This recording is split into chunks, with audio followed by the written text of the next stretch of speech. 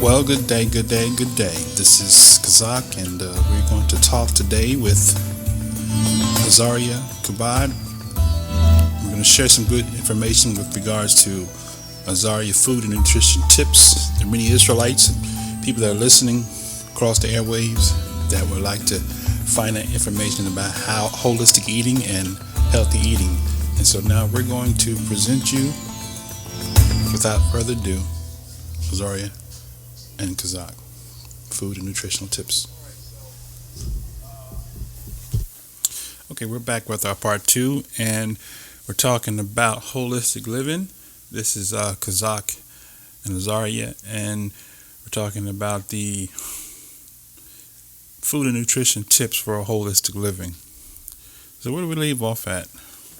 There was something you had wanted to bring up uh, from our last conversation. Okay, now what I was saying was in the last our last talk is that I asked the question. I said, because a person eats fruits and vegetables, whether it be organic or whatever, how do we know that that person is eating healthy? And then you kind of commented about that. You said that we're doing the best we can, right? So what we wanted to talk about is that we want to know for sure that we are actually eating healthy. And one of the only ways that we can really actually know that we're eating healthy is if we ourselves are the growers. Wouldn't you say? Yeah, I would agree. Because otherwise we We put... monitor everything anyway. Say that again? We would be the ones monitoring what type of fertilizer we're using, that sort of thing. So, yeah. So with that means that because we know a lot of people may not, we have had a lot of talk about starting communities, things like that. Well, some you brought up, which is true. It would be great if we could start a community now, but let's say if we can't start a community, at least if we're living close to each other, we could still grow our own fruits and vegetables and be able to commune with each other. We don't have to be, excuse me, let's say on 20 acres of land, and we are a community right here on that 20 acres of land. Maybe there is 20 acres of land, let's say. Let's say if you and I purchase 20 acres of land, and then we let everyone know who would like to be close to other people like ourselves. They can purchase their own acre or so from us. Okay. And then this way, again, we'll be able to grow our own fruits and vegetables and raise our own animals. That's sort of a community. And sure, and there's a lot of factors to consider because people, just listening to what you're saying, people probably, I'm just speaking for people who be listening and say, well, that sounds good and well, but, I don't have any money to buy any property. If I had the money, I would go ahead and do that. But, you're talking about buying 20 acres of land and selling me an acre. I mean, how much are you going to sell the acre to me for? And I don't have the money.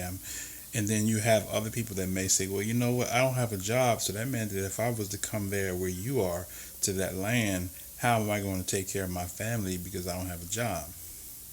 So what would you say to that person with regards to... If they want to...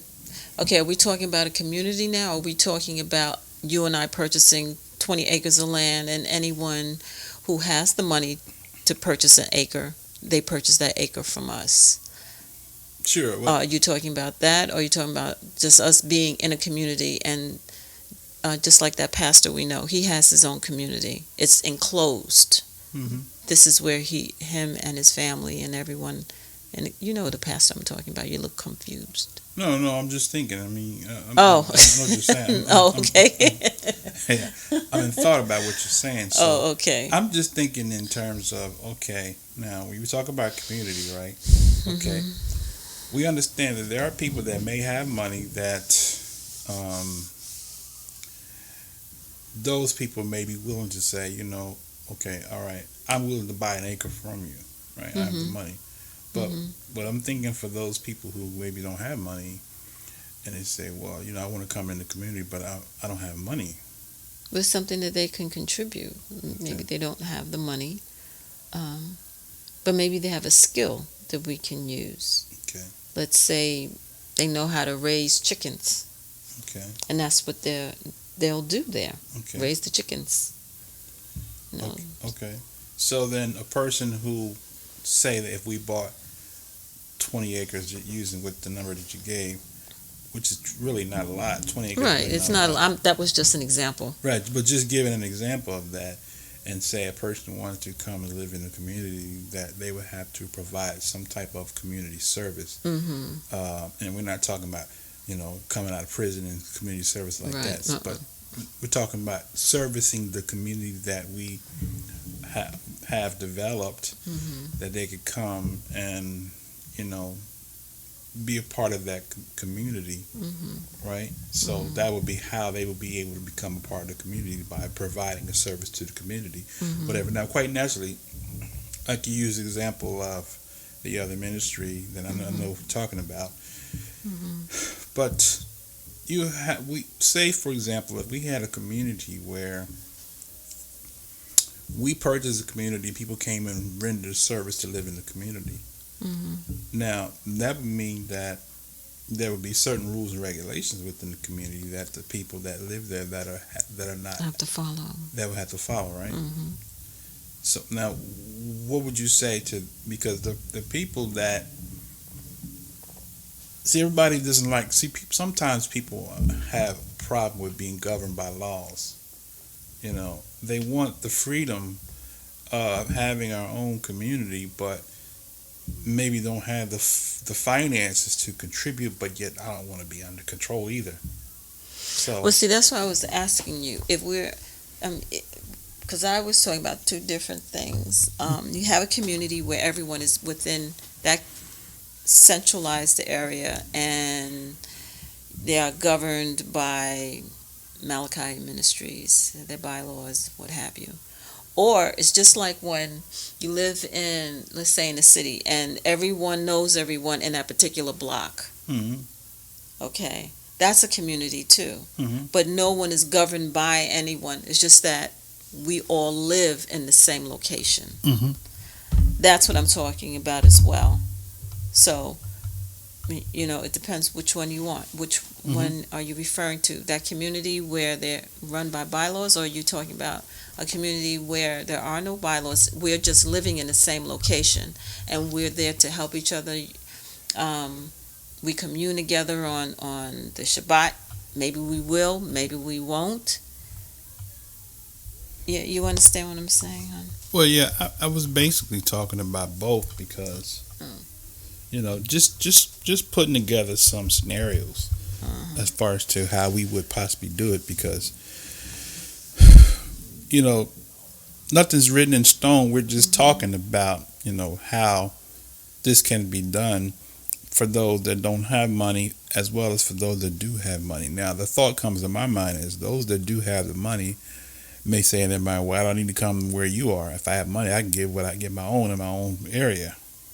But the whole purpose is to be able to rely on each other, help each other. So even let's say if it wasn't in a community, like if you live in an apartment building, it's just like, oh, I don't have any sugar. Let me go to my neighbor and ask for some sugar, and I'll give it to you. Okay, that's what I'm talking about, helping each other. So pretty much kind of like when we were coming up as kids, those that lived in the South or that lived in the outside of the major cities lived in a, like for example, I lived in, we had a one way in and one way out street. To get out the street, you had to go into a cul-de-sac and turn around and go back the other way to get out.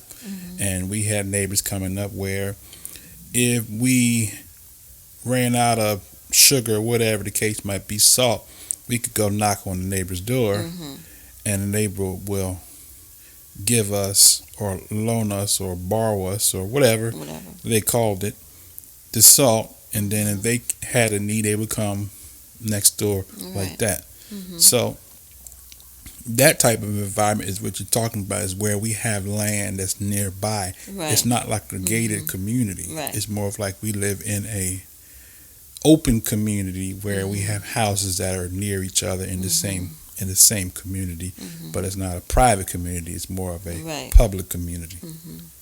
Versus the other thing, which It's gated. is gated, And where have their own bylaws and rules and regulations. Mhm. So it's kind of like almost like a city within a city, or a town within a town, depending on where it is. Right. Yeah. Mm-hmm. So that basically, so what we're saying is, from the perspective of finances, is that that's the only way that we can know for sure that what we're eating is in fact lawful and pure, from the sense of organic to the sense of even how the food's processed, and Either way we live. Yeah. Either way, whether it's in that gated community or not. Because then we know, whatever it is that we're raising, whether it's farm animals or we're growing fruits and vegetables, we know we can go to each other. We know that it's organic. hmm And another thing I want to add too is that those that may not want to be where we are, Mm-hmm. because there are people that are listening that may say, you have good ideas and everything. I'm listening and learning from you, but I want to take the knowledge and everything that you're sharing and use it in my own community. So those that don't want to live in the community where we are, they may be listening and saying, you have good ideas. I like your ideas, but I don't want to move. I'm happy where I am. So are there any other options for us? Because where we live at, there is actually no. They may live close to the city. They may not want to move. They may have a house where there is no. Or they may live in a townhouse, right? And they say, well, are there options for us? Because we want holistic food too. So what would you say to them? How is it possible for them to grow? I know we talked about this off the tape, but okay, those that live, like for example, friends that we had that lived in UK, we went to visit, and they lived in an area, but they had some farmland or a garden outside of where they live. They was renting a part of someone else's farm, or someone's garden. What I'm trying to say. So a person that maybe not want to, if they're not in the position where they're willing to move to a community like that, Well, they can grow their own. and grow their own. They can grow their own. As long as they have. I think. Well, let me finish one thought at a time. As long as they have the enough area in their backyard to grow their fruits and vegetables, and if legally they can do that, wherever it is that they're living, they can do their own. Right, because they have to remember that they will be governed by laws, and if there are laws against them growing. Right. But usually in places where they're, for example, like a lot of southern states, they have farmland all over the place. I'll make examples of places that I know I've gone to, like Arkansas, Alabama, Mississippi, places like those places that I have been to. Now, Alabama. yeah. Now, lately they've been getting some strange weather. Weather's patterns have changed in places, like they've been having snowstorms and things like that, and in Alabama and Mississippi, places like that where it didn't used to happen. So, but places like Texas, where there's a lot of New Mexico, Arizona. You have to be careful about Arizona because there's a lot of desert in Arizona, and you don't want to get land there that's it's not the ground is not of such where you can actually grow the crops that you're trying to grow. So that's also key too. Key in finding the location is also being able to know that this is land that is good for research. Is so good because you can research any particular area now.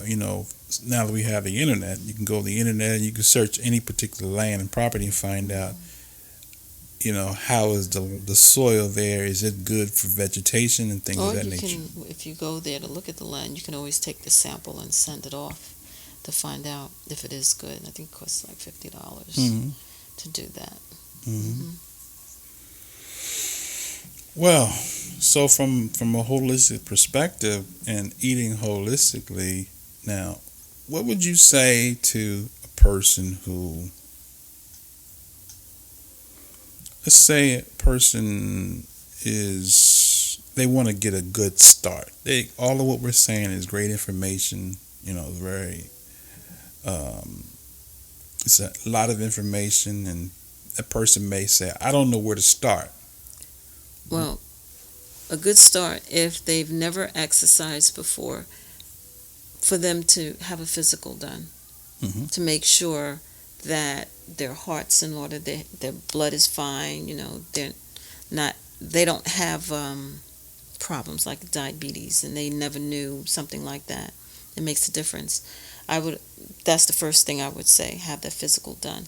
If they're healthy, they aren't on any medication or anything like that, and they tell their doctor, I want to exercise, the physician should run the appropriate tests on them. Mm-hmm. And then from there, I would say clean their system out. I know a lot of doctors don't like what I said, because I had said that I told my chiropractor what I was doing, and he was like, what? He was all, like, are you crazy? And I've been doing it for years, so I just looked at him and just shook my head.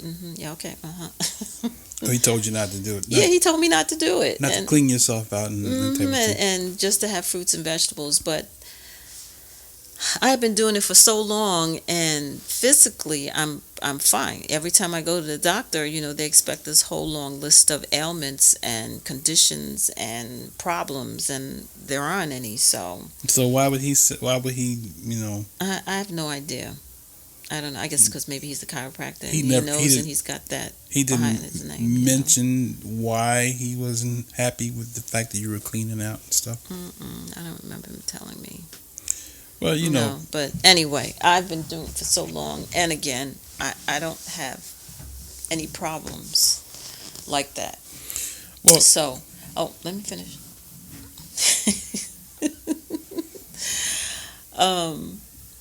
Did you want to say something about what I was saying? Because you asked me a question, I was trying to answer that for you. oh no, I was just going to say there's politics involved with that. So quite naturally, the doctor's not going to tell you why they're frustrated with the fact that you clean yourself out. That's all I was going to say. And so the doctor, they're practicing, but from a legal perspective, we advise anybody to consult their doctor because that protects them. So if anything goes wrong, if anyone's going to be sued in a malpractice suit, it wouldn't be the person who's trying to advise you to be healthy, but the doctor's advice. Because don't take what Kazak and Azari is saying. If the doctor tells you not to clean yourself out, then he's your doctor. So, I'm just talking about what has worked for me for years. And just like now I hear that women aren't supposed to drink or eat soy products. And again, just like you said, I think that's a political thing. I don't know. I'm speaking for myself again. I haven't had any problems with soy, because soy, as some of you may know, has estrogen in it, estrogen properties in it. Asian women have used it for years, and I know I'm not Asian, but again, it contains estrogen properties. I wouldn't recommend men to use it because of that estrogen that's in it. Men can use almond milk, or I think they have coconut milk now, but not the soy products. That's just my suggestion. Okay. I'm not an expert, but I'm just giving out the information that has helped me through the years. And something else we were talking about, exercise as well. It's not only you changing your eating habits and what you eat, but also exercise. And I'm not talking about exercise where you have to be sweating, whatever it is you're doing. There must be pain in order for it to be effective, and that's not true either. If there's pain in what you're doing, then either you're performing the exercise incorrect, or you're overstraining your muscle. Something's not right, okay? Or that particular exercise you should not do. You should gradually get into it. And let me explain myself.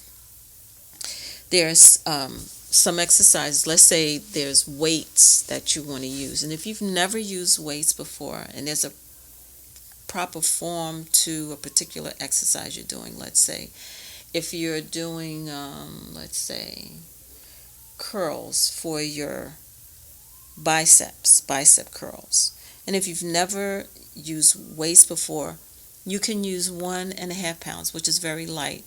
Don't use cans either. So I've seen these advertisements where, you use, and I think I've seen this was on the news one time. Just use a can of soup and and use that for exercise. No, okay.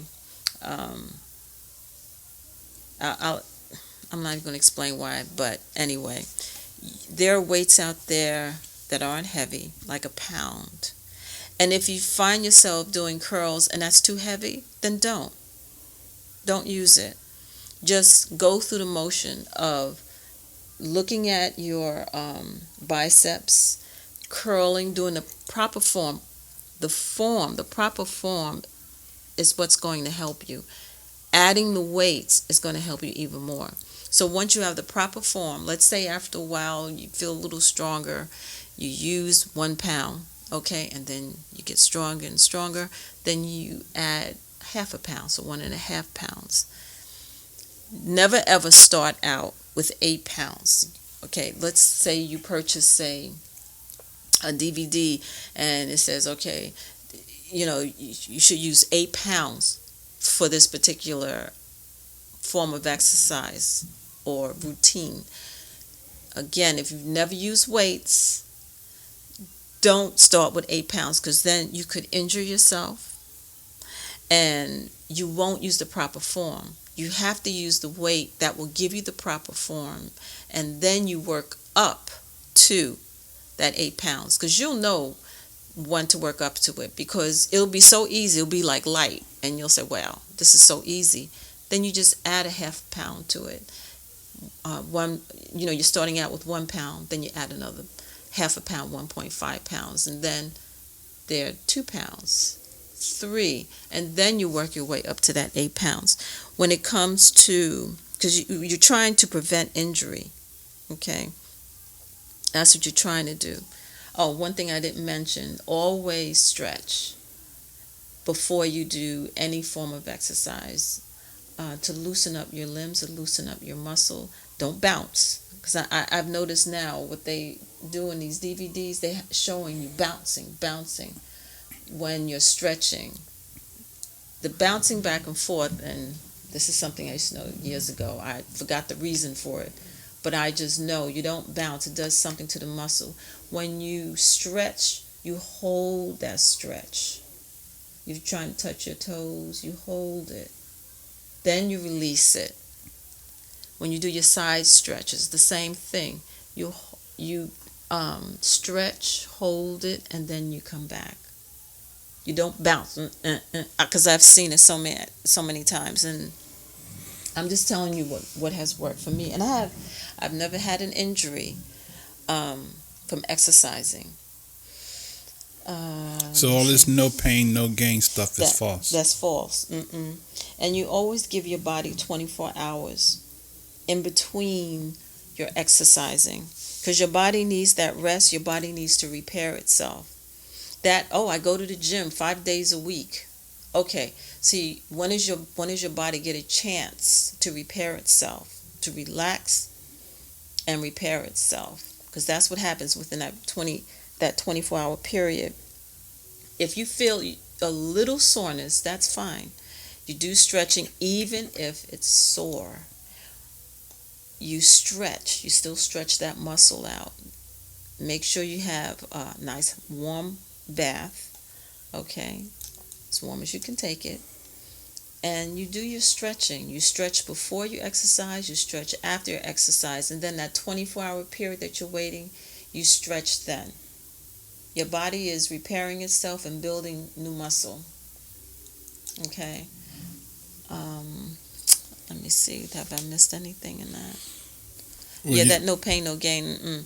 There's certain exercises, because even like let me just one thought at a time. There's certain exercises they'll tell you, okay, position your feet this way, and then you bend.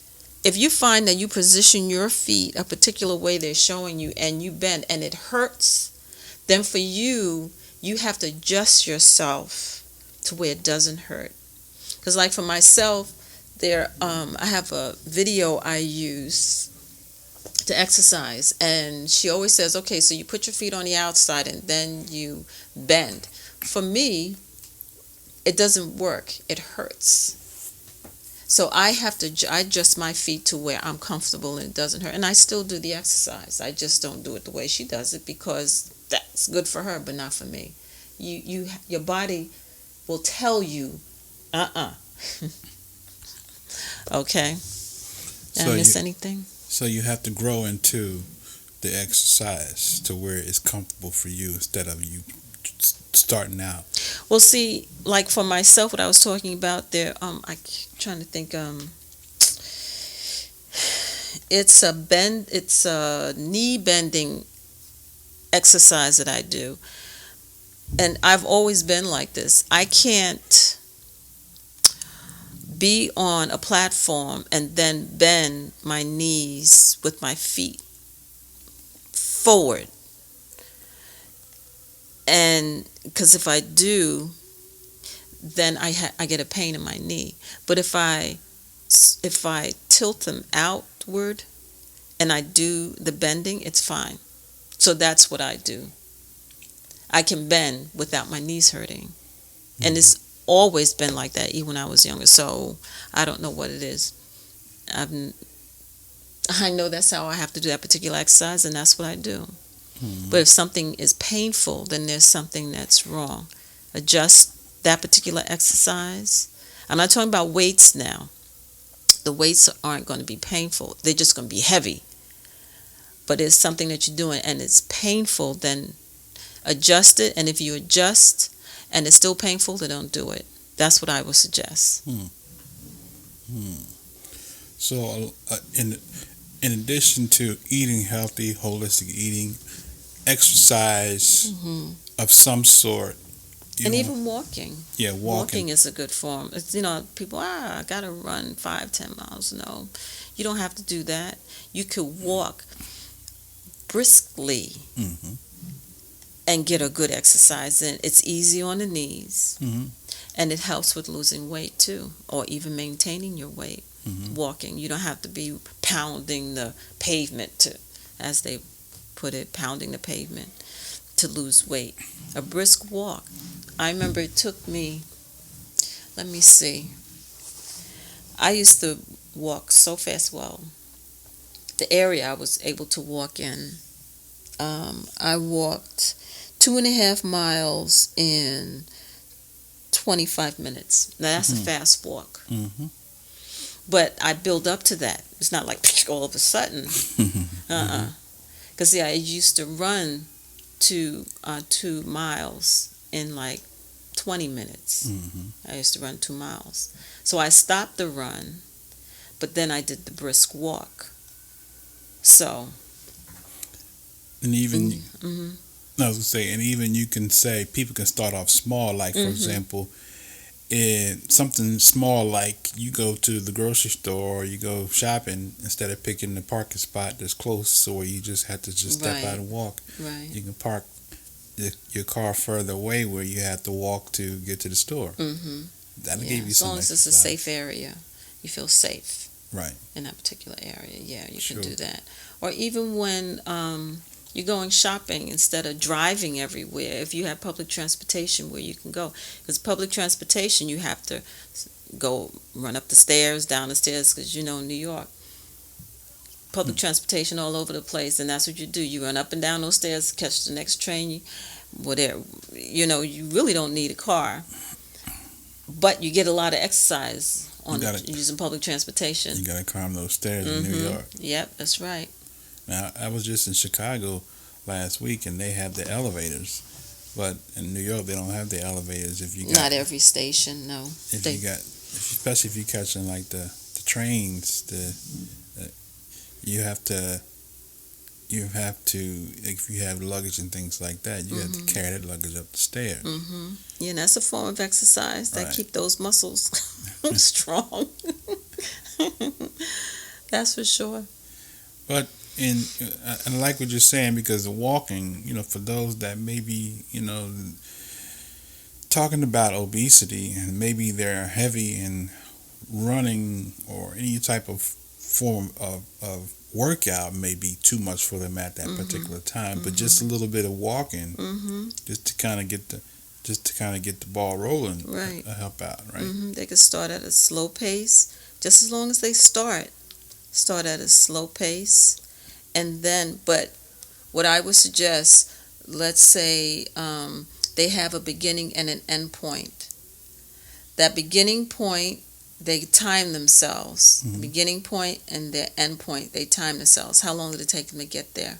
And then what they want to do, gradually decrease the amount of time it takes for them to get from point A to point B. That's how they increase, what I want to say. The stamina. Yeah, exactly. Their heart rate and everything.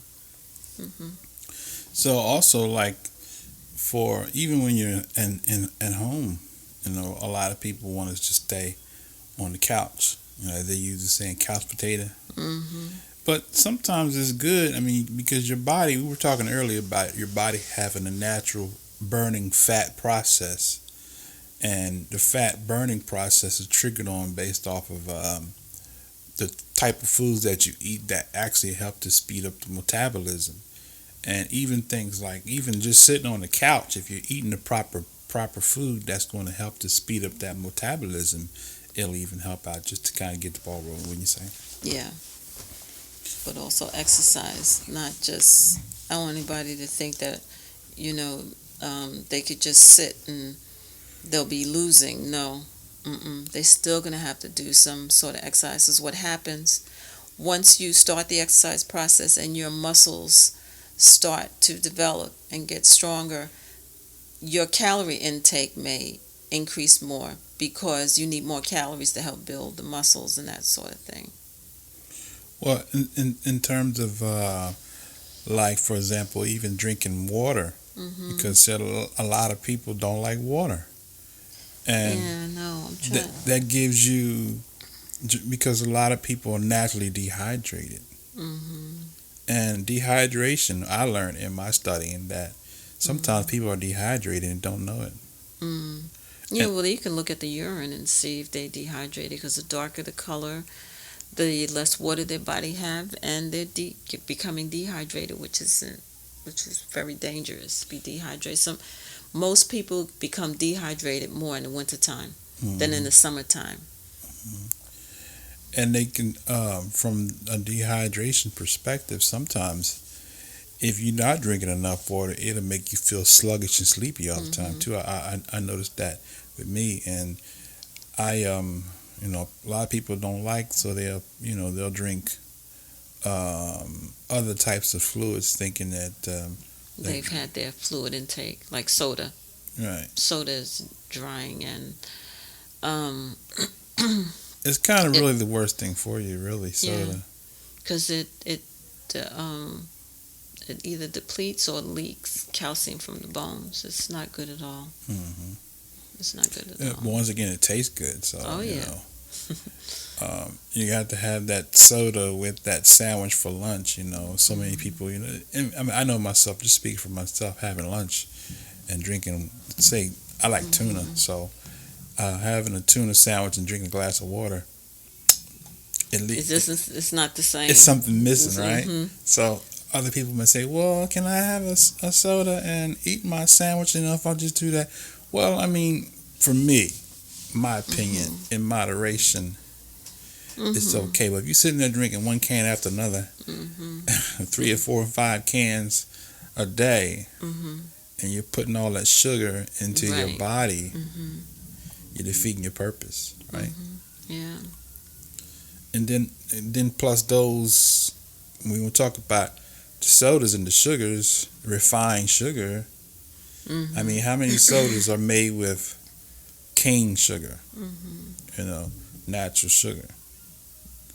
Are there any soda pops, sodas that are made with? Unless you go to The health food store. in the health food stores and get Yeah. the sodas that are made with the cane sugars. But most of the sodas that we get out of the soda machines are not made with the good, the natural sugars.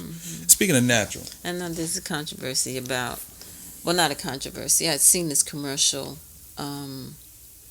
had to do with corn syrup. I mean, it's a real nice commercial. There was this, they showed this farmer. He grows corn. He did all this research, and he couldn't see the difference. There's no difference. The buyer doesn't know any difference. Okay. As far as I'm concerned, there is a difference.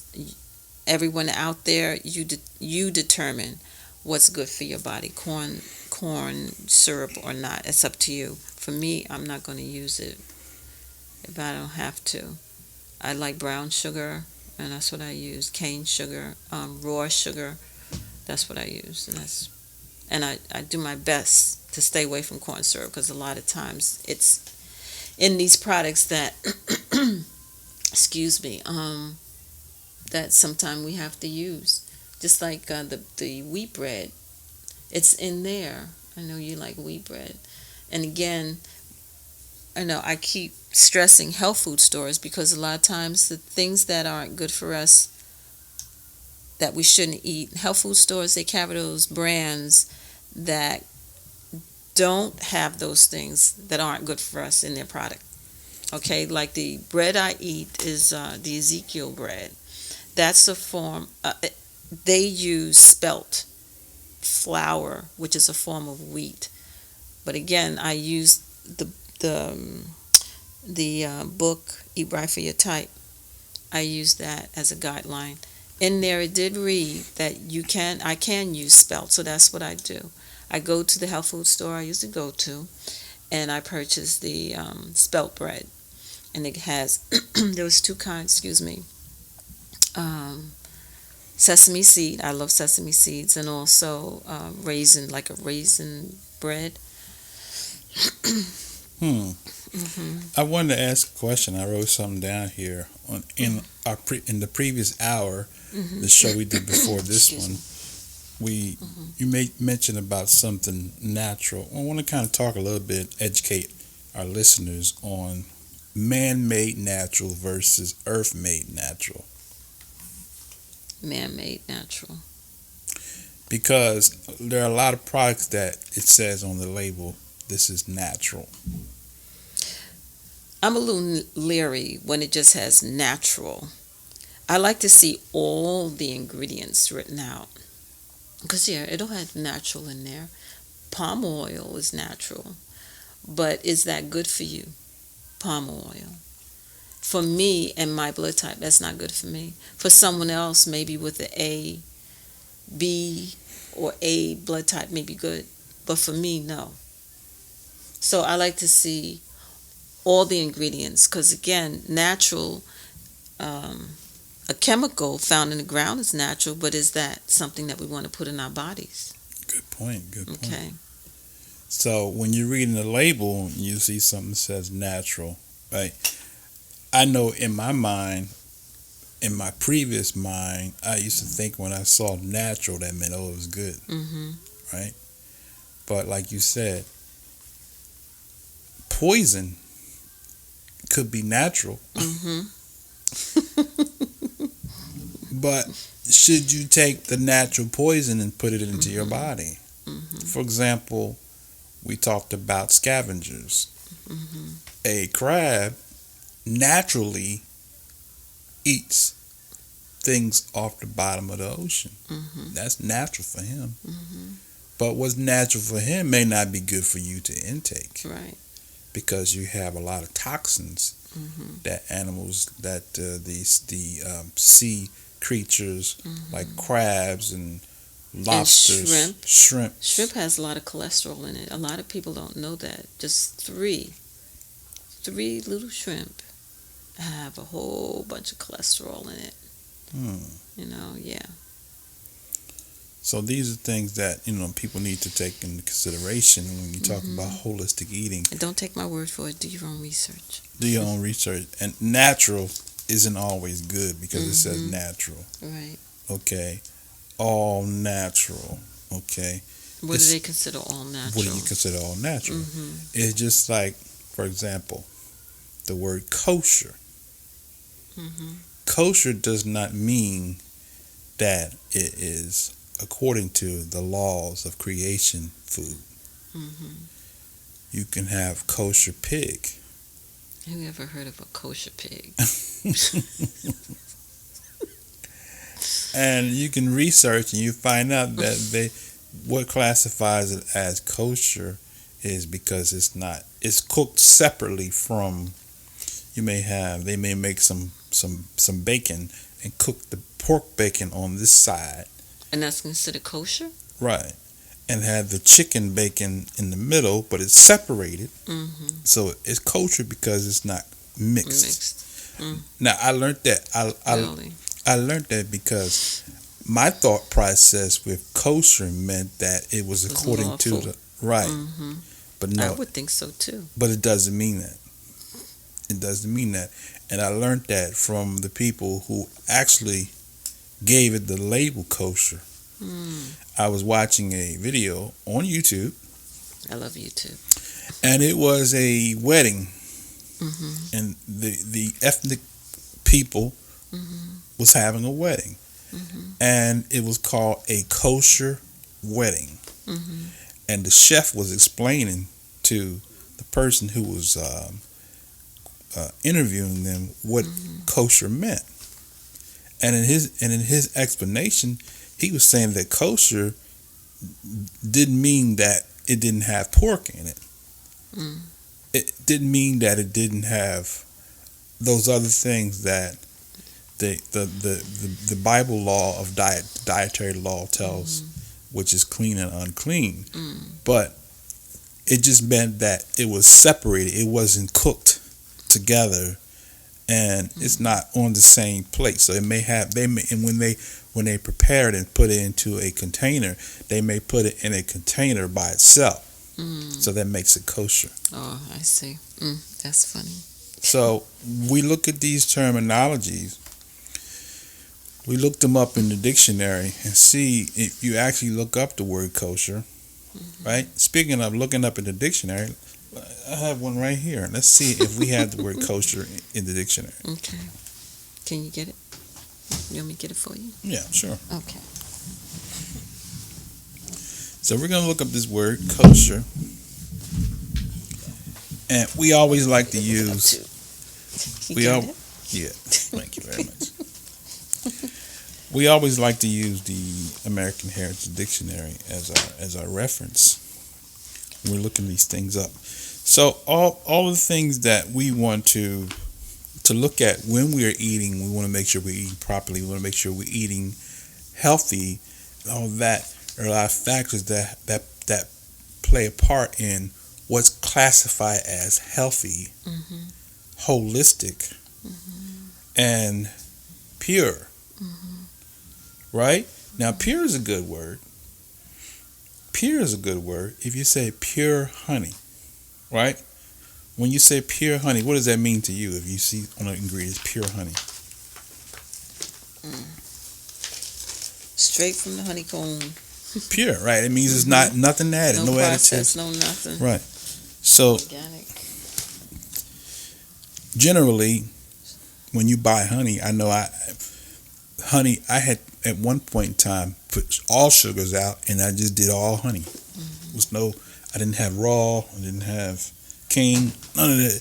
It was just honey. Everything I ate was pure honey. If I wanted to have some pancakes, that was made from wheat pancakes. And talk a little bit about what gluten. Talk a little bit about that. That's what's in wheat. Gluten. That's like a glue. Glue? It's like a glue in the veins.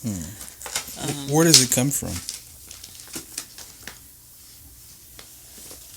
Oh, I forgot.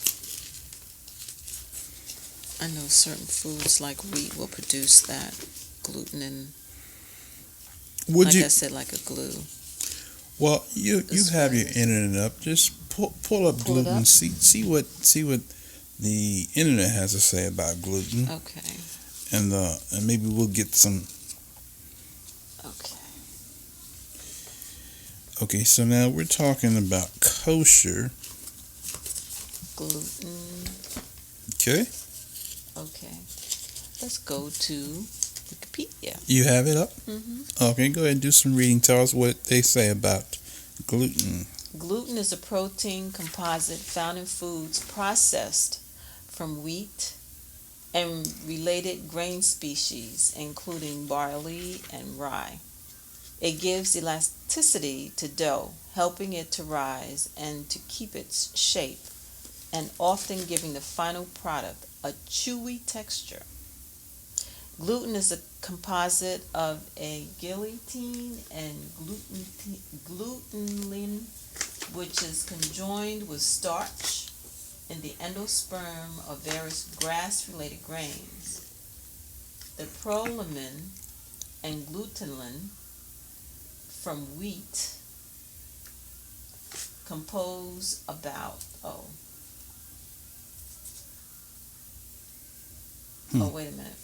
compose about 80% of the protein contained in wheat seed. Being insoluble in water, they can be purified by washing away the associated starch. Worldwide, gluten is a source of protein, both in foods prepared directly from sources containing it, and is an additive to foods otherwise low in protein. The seeds of most flowering plants have endosperms, which store protein to nourish embryonic plants during germination. True gluten with gliadin and glutenin is limited to certain members of the grass family. The stored proteins of maize and rice are sometimes called glutens, but their proteins differ from gluten. That's it. Okay. Now I have gluten here it just says here gluten is a mixture of plant proteins. This is in the American Heritage. A mixture of plant proteins occurring in the cereal grains, chiefly corn and wheat, used as an adhesive and as a flour substitute. Okay, so gluten is a flour substitute that's it is in. So it's a mixture, is what you're saying here. It's a mixture of. But see, for me, I can't have gluten products for my blood type. Because it has what? Corn, wheat. Because of this, how do they describe it? Where is it? Gluten, a glue. Remember I said something about it being like a glue? Mm-hmm. Yeah. In my system, that's how it would act, like a glue sticking to the walls. Okay. Okay.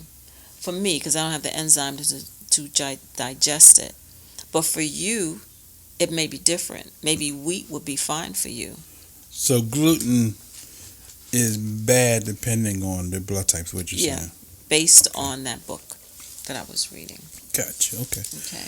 All right. Now, I found kosher, so Okay. we're gonna go. Now, this is the definition of kosher, and this kind of the definition kind of actually counteracts what the person said in the video, but to him, what he did was kosher. So maybe he had his own definition of kosher. But here's what the definition of kosher says in the American Heritage Dictionary. It says Judaism, conforming to dietary laws, ritual, pure, kosher meat, selling or serving food prepared in accordance with dietary laws, a kosher restaurant. Okay. Legitimate, permissible. That's meaning two says legitimate or permissible, consolidating non-editorial functions of a papers with which is kosher. It says to make proper or ritual pure, from Ashkenazi Hebrew kosher, from Hebrew kazer, to be fitting to succeed. Okay, so now that's the meaning of the word kosher there. You want me to read from Wikipedia? Okay, sure. Read Wikipedia. Kosher foods. Okay, kosher foods are those that conform to the regulations of the Jewish halakhic law. Halakhic law. You want me to spell it?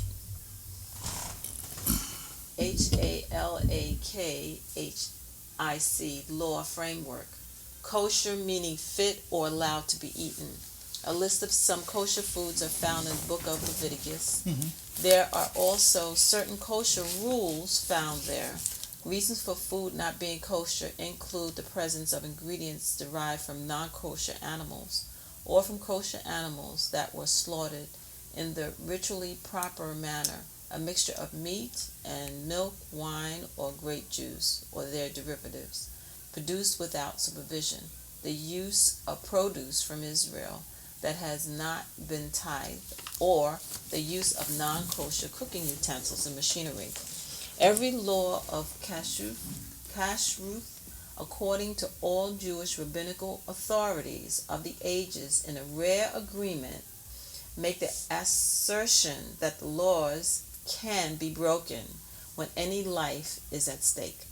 Among the dozens of sources for the laws of Pikra, Nefresh, the Jewish term for saving any life, is the multiple discussions in the Talmud. For instance, B. Yoma 83a, translated from the original Judeo-Aramaic, we have agreed in the case of saving a soul, he may be given by a doctor in this case to eat even unclean things until his eyes are lightened from death. All laws in Judaism can be temporarily broken to save a life, excluding idolatry, murder, and sexual immorality. The exceptions where you must be willing to die are learned by the Talmudic rabbi from various locations in the Torah. And then you have to see Daniel chapter 1, for instance. Any Torah observant Jew must see animals as good as God does in Genesis 1:21 through 24. That's it. Okay. Now, we don't want to get off into No. to religious No, we all don't. that. But basically, we was just trying to take a look at this. And terminology is what our point that we're making in this is that when you're reading things, you want to have actually know what the definition of.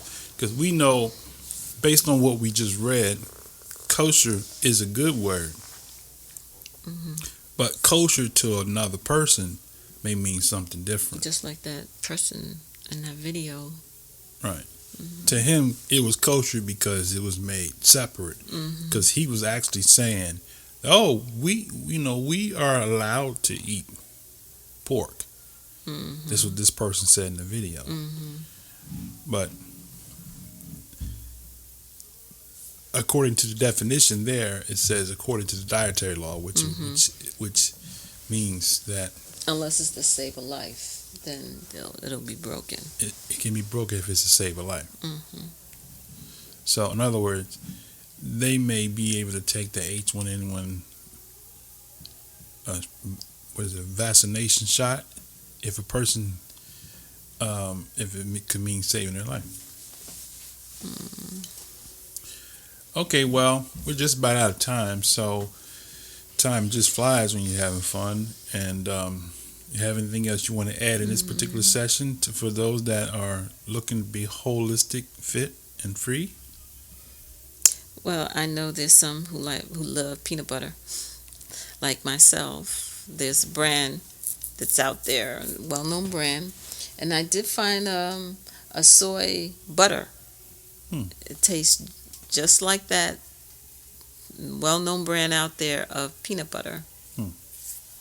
So you feel good about that? Yeah, I feel good about that. Was it tasty? Oh yeah, I even gave it a good rating, 5 stars. All right, good. Now, just want to kind of mention this here. You was talking about soy. So, what's an alternative for men as far as to that? Because I know a lot of vegans who have soy meals. Say they may have for breakfast soy sausage. They may have for dinner soy. But soy has estrogen properties. So I wouldn't suggest soy for men. No. So then, what would be an alternative for a person who actually needs that feeling of like meat, and soy? Is that be meat? Huh? If meat, so why not? No, I'm saying if they're vegan. I'm just saying from a vegan perspective, because a lot of people now have abstained from eating meats altogether because of the way it's processed, and so now, save myself. Okay, I'm 275 pounds right now, right? And vegetables and fruits don't satisfy the hunger. It may give me, and I understand that we do eat for the nutrition, but then your stomach's going to growl, So what are some foods, some substitutes that a person who say maybe they might want to be? You have been just listening to The Holistic Channel with your hosts, Kazak and Azaria Kabad. Azaria's Food and Nutrition is brought to you by Malakaya Ministries. Until next time, be blessed.